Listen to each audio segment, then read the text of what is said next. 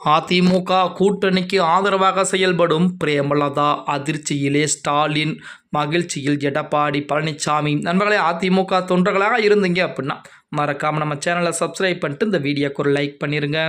அனைத்திந்திய அண்ணா திராவிட முன்னேற்ற கழகத்துடைய கூட்டணியிலே, அதாவது 2024 நாடாளுமன்ற தேர்தலின் போது தேமுதிக மட்டும்தான் இருந்தது. ஆனால் அந்த தேமுதிக இப்பொழுது திமுகவின் கூட்டணியிலே இணைந்திருக்கிறது.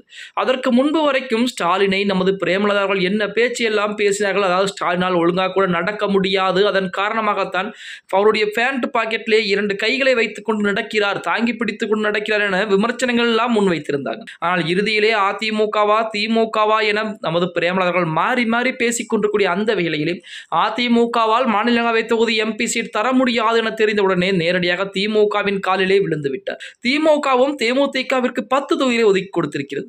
அதாவது 0.5% வாக்குகள் வைத்திருக்கக்கூடிய தேமுதிகவிற்கு 10 தொகுதிகளை ஒதுக்கியது திமுக கூட்டணி கட்சிகளுக்குள்ளேயே மிகப்பெரிய ஒரு சலசலப்பை ஏற்படுத்தியது அப்படிங்கிற தகவல் நம்ம அனைவருக்கும் தெரியும். இப்படிப்பட்ட ஒரு சூழ்நிலையிலே திமுக கூட்டணியிலே தேமுதிக இணைந்ததற்கு ஏவா வேலுதான் மிக முக்கியமான காரணம் அப்படின்னு சொல்லிட்டு வராங்க. ஏவா வேலுவை பொறுத்த வரைக்கும் நமது தேமுதிகவுடைய பொதுச்செயலாளர் கூடிய பிரேமலதாவும் ஏவா வேலும் ஒரே சமூகத்தை சேர்ந்தவர்கள், ஒரே கிராமத்தை சேர்ந்தவர்கள் அப்படிங்கிற தகவல் ஒரு புறம் வந்து கொண்டிருந்தாலுமே, இன்னொரு புறத்திலே ஏவா வேலுவுடைய பேத்தியை, அதாவது ஐயா ஏவா வேலுவுடைய பேத்தியை விஜய பிரபாகரனுக்கு திருமணம் முடித்து வைக்கப் போவதாக கூட பேஸ்புக்கிலே அவ்வப்போது தகவல்களும் வெளியாகி கொண்டுதான் இருக்கிறது. சரி, இந்த பிரச்சனை எல்லாம் ஒரு புறம் இருந்தாலுமே தேமுதிகவிற்கு 10 தொகுதிகளை கொடுத்து அலங்கரித்த நமது ஸ்டாலினுக்கு அதிர்ச்சிகளைத்தான் நமது பிரேமலதா அவர்கள் கொடுத்திருக்காங்க அப்படின்னே கூட சொல்லலாம்.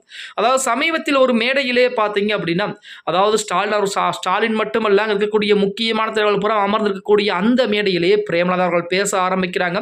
அந்த நேரத்திலே பிரேமலதா அவர்களை பொறுத்த வரைக்கும் திமுக ஆட்சியின் மீது, எங்கள் அண்ணனின் மீது ஒரே ஒரு குற்றச்சாட்டு மட்டும்தான் வைக்கப்படுகிறது. அதாவது பெண்களுக்கு பாதுகாப்பு என்பது கிடையாது, போதை கஞ்சா பழக்கம் என்பது அதிகரித்து விட்டது. இந்த ஒரு குற்றச்சாட்டை தவிர வேறு எதுவுமே வைக்க முடியாது. அந்த ஒரு குற்றச்சாட்டு உண்மையானதா அப்படிங்கிற மாதிரிலாம் நமது பிரேமலதா அவர்கள் பேசியது ஸ்டாலினையே முகம் சுளிக்க வைத்தது அப்படின்னே கூட சொல்லலாம். அது மட்டுமல்லாமல் அதை வைத்துக் கொண்டுதான் தற்போது அதிமுக போன்ற நபர்கள், அதிமுக இருக்கக்கூடிய முக்கியமானவர்கள் பூராமே பிரச்சாரங்களையும் மேற்கொண்டு வர்றாங்க. தேமுதிக பிரேமலதாவே கூட்டணி கட்சிக்கு நபரே இப்படி பேசியிருப்பது உண்மையைத்தானே பேசியிருக்கிறார் என பிரச்சாரங்கள் மேற்கொண்டு வரக்கூடிய இந்த வேளையிலே நமது பாமகவுடைய தலைவர் அன்புமணி ராமதாஸ் அவர்கள் பார்த்தீங்கன்னா நேற்று அதிரடியான ஒரு வார்த்தையும் சொல்ல ஆரம்பித்திருக்கிறார்.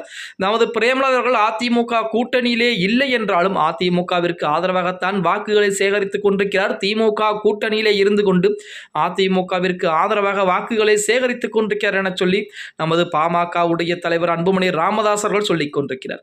பாமகவை பொறுத்த வரைக்கும், அதாவது அதிமுக கூட்டணியில் இடம்பெற்றிருக்கிறது 2026 சட்டமன்ற தேர்தலில் மிகப்பெரிய வாக்கு வித்தியாசத்திலே அதிமுக இருக்கக்கூடிய அனைத்து வேட்பாளர்களும் வெற்றி பெறப் போகிறார்கள் அப்படிங்கிற செய்திகளும் அதிமுக சொல்லிக்கிட்டு இருக்காங்க. பொறுத்திருந்து பார்க்கலாம்.